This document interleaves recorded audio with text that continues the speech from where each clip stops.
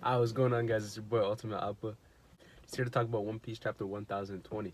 So if you guys seen my last video, it was predicting what I thought chapter 1020 would be. Now I said I thought it was gonna be Kaido's backstory. That was not the case. I still think his backstory is coming up soon, but nonetheless, it was still a great chapter. So obviously we started off kind of where we picked up last time with Kaido and Yamato fighting.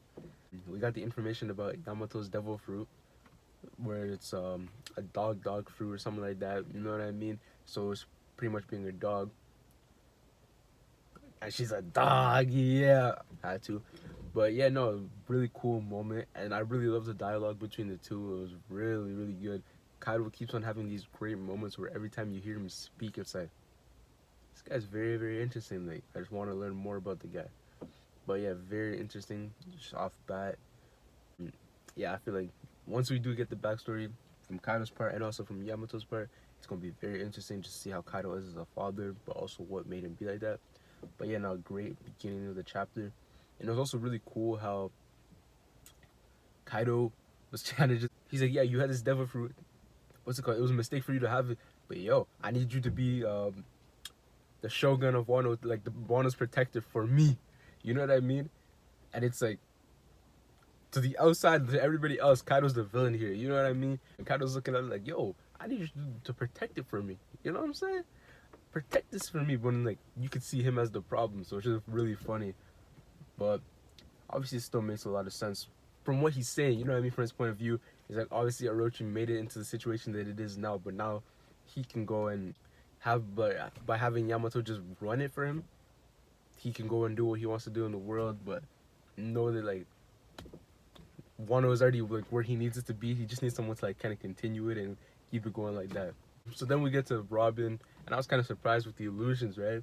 So I guess Black Maria has this ability where she can create illusions. The illusions had, it was crazy to me because I was rereading Annie's Lobby the other day, right? Like literally like right before reading it. So I was like, okay, cool. And I had just gone to the backstory, and I was like, damn, hey. But then you go and you see, so then I get to that point and you see Nico Olivia, you see Saul, you see the wow, I can't believe Dr. Clover, you know what I mean?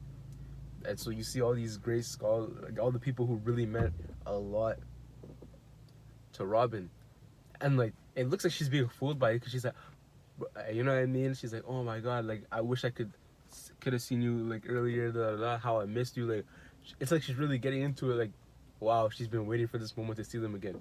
And Brooke is like, oh, they're not real. She's like, yeah, I know. Boom. And she just ends it. I was like, oh, okay, never mind. Like, she's not gonna be fooled that easily, which makes sense. You know what I mean? After everything she's been through. But I really like the dialogue between Brooke and Robin. I've seen a lot of people say this, and I really agree. Like, it was the duo that we didn't know we needed, but it just fits, right?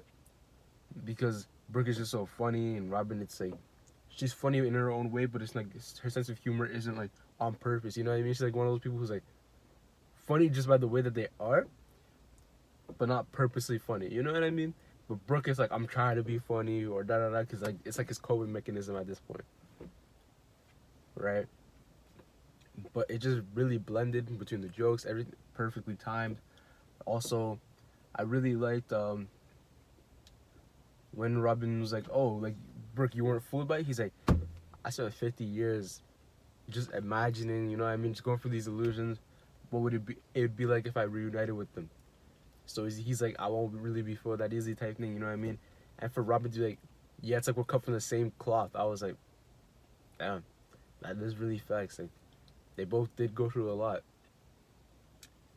and like yeah, they just both went through a lot. They've lost a lot of people around them, all the people who mattered to them, and it just never really like clicked and really felt like that until that moment. It was like, wow, you can see how they would get along pretty well. And so yeah, it was just really good from that point.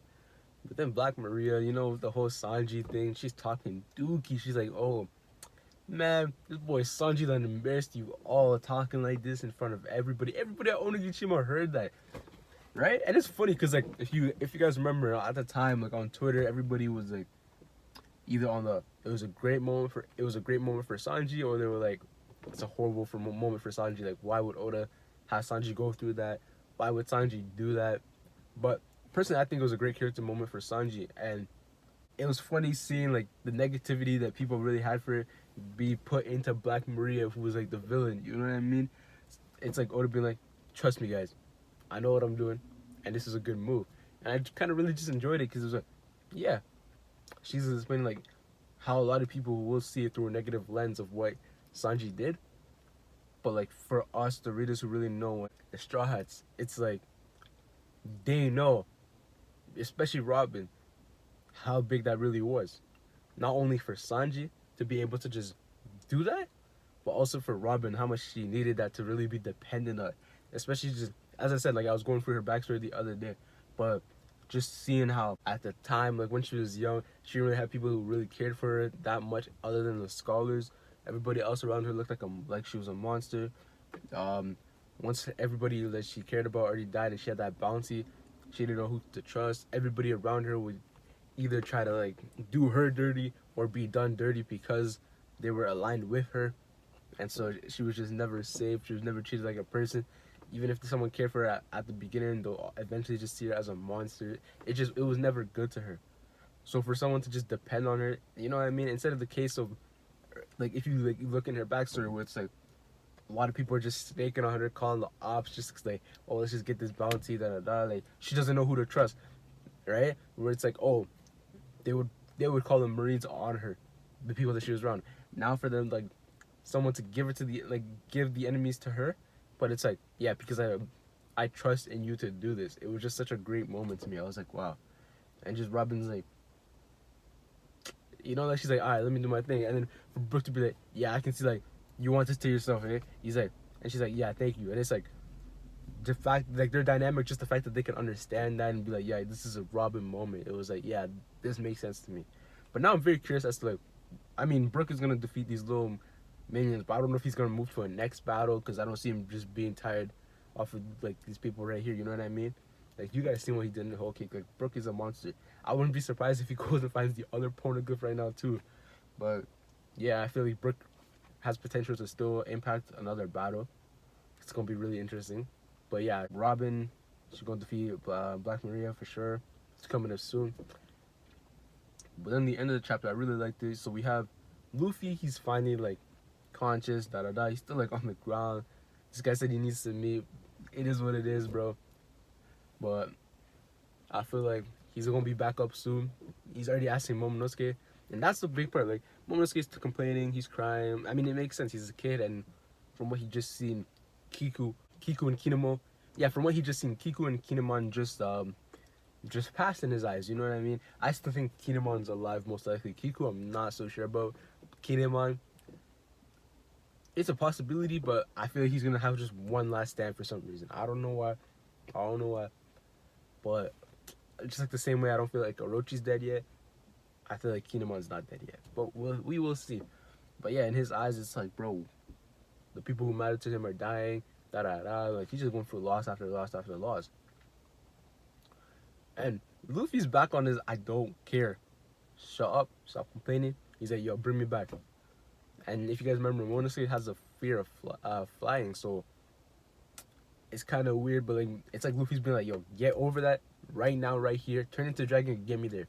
Okay? We don't have the moments for you to like have your worries, your doubts, none of that.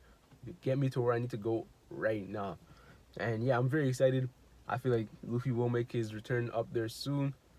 And yeah, it's getting very, very interesting. But the part that really got me just intrigued was Caribou just being there. Like, why? Like, why put him there again? You know what I mean? Because it's like, I actually had begun to forget that he was even there. Where it was like, yo, where's this guy? But now it's just like him just seeing this and it's like, oh snap. And he's like, yo, I need Luffy to win this. It makes me feel like now, because there's a lot of theories where did he tell Kaido, did he not, blah, blah, blah. Now I feel like he's going to tell someone, but now it's becoming more interesting. But I think I'm going to have a theory for that soon. But it's becoming a lot more interesting because I don't know who he would have the chance to tell at this point. But I still think he has to tell someone about Poseidon and Shirahoshi, you know what I mean? So it's getting really interesting. We will see. But yeah, great chapter. Really, really great chapter. Can't wait for 1021. But till next time, guys. Your boy, Ultimate Up.